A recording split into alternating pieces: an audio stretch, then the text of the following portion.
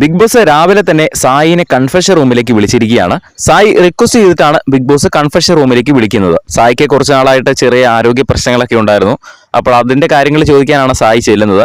സായി ചെന്ന ഉടനെ big boss പറയുന്നുണ്ട്, എന്താണ് സായി പറയൂ എന്ന് പറയുന്നു. അപ്പോൾ സായി പറയുന്നുണ്ട്, ബിഗ് ബോസ് ഞാൻ ഇന്നലെ ടാസ്കുകൾ കളിച്ചു തുടങ്ങി, എനിക്ക് അത്രയ്ക്ക് പറ്റുന്നില്ല, എനിക്ക് കൈക്ക് ചെറിയ പിടുത്തമൊക്കെ ഉണ്ട്, പക്ഷെ വേദനയൊന്നുമില്ല.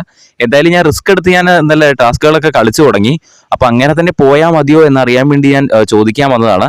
അങ്ങനെ തന്നെ പോയാൽ മതിയോ ബിഗ് ബോസ്? അങ്ങനെ ടാസ്കുകൾ കളിക്കുമ്പോൾ എനിക്ക് ചെറിയൊരു കോൺഫിഡൻസ് ഒക്കെ തോന്നുന്നുണ്ട് എന്ന് പറയുന്നു.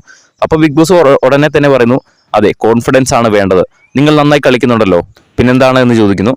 അപ്പൊ സായി പറയുന്നുണ്ട്, ഓക്കെ ബിഗ് ബോസ്, ഞാനത് അങ്ങനെ തന്നെ കളിച്ചാൽ മതിയോ എന്ന് അറിയാൻ വേണ്ടി ഒന്ന് വന്നതായിരുന്നു.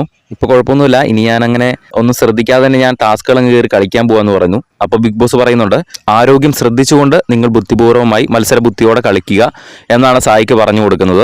അപ്പോഴും പിന്നീട് സായി വേറെ എന്തൊക്കെയോ മനസ്സിൽ ഇങ്ങനെ കിടക്കുന്നത് പോലെ, അതായത് ഏകദേശം ഒരു ഡബിൾ മൈൻഡഡ് ആയിട്ട് കളിക്കുന്ന പോലെ, കളിക്കണോ വേണ്ടയോ എന്ന് ആലോചിച്ച് ഒരു 50-50 ചാൻസ് വെച്ച് പറയുന്ന പോലെയാണ് ബിഗ് ബോസിന്റെ അടുത്ത് സംസാരിക്കുന്നത്.